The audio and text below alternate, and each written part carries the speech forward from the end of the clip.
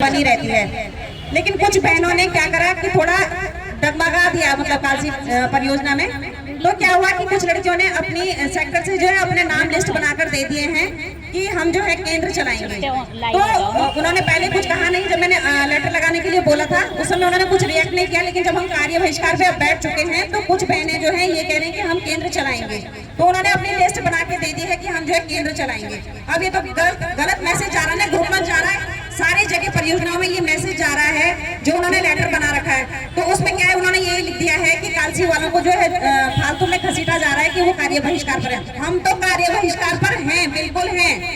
हमारे यहाँ सेंटर पूरे 193 हैं, उसमें से 30-35 बहनें हैं जो केंद्र चलाने के लिए राजी हुई हैं, बाकी हम सारे के सारे कार्य बहिष्कार पर हैं।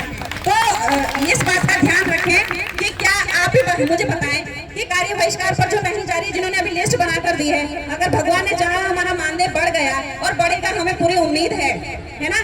तो अगर ये मानदेय बढ़ जाता है तो क्या वो कल ये लिस्ट बना के देंगे ऑफिस में कि जो हमारा मानदेय बढ़ा है और हम कार्य बहिष्कार पर नहीं थे, हमें ये मानदेय नहीं चाहिए?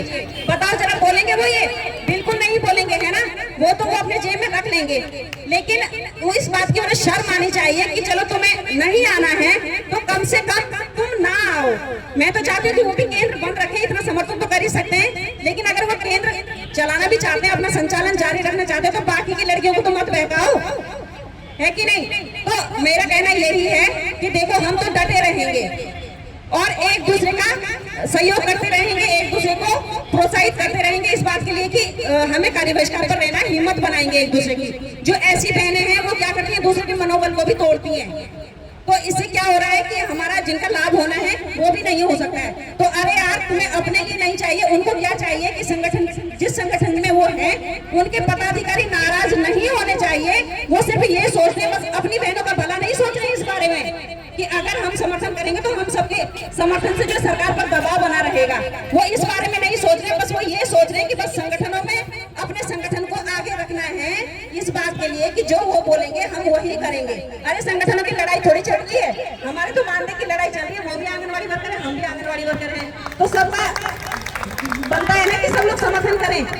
लेकिन कुछ बहनें हैं कि बस संगठन की सोच से बैठे हैं और संगठनों की लड़ाई लड़ रहे हैं। लेकिन मैं तो ये कहती कि हमारी संगठन की कोई लड़ाई नहीं है, हमारी अपनी लड़ाई है। अपने अधिकारों के लिए लड़े और जागरूक हो, इसीलिए हमारा मानदेय बढ़ेगा।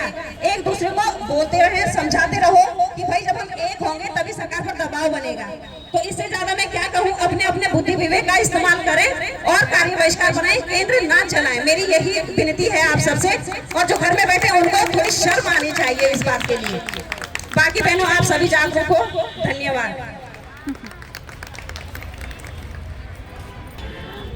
3.5 मिनट तक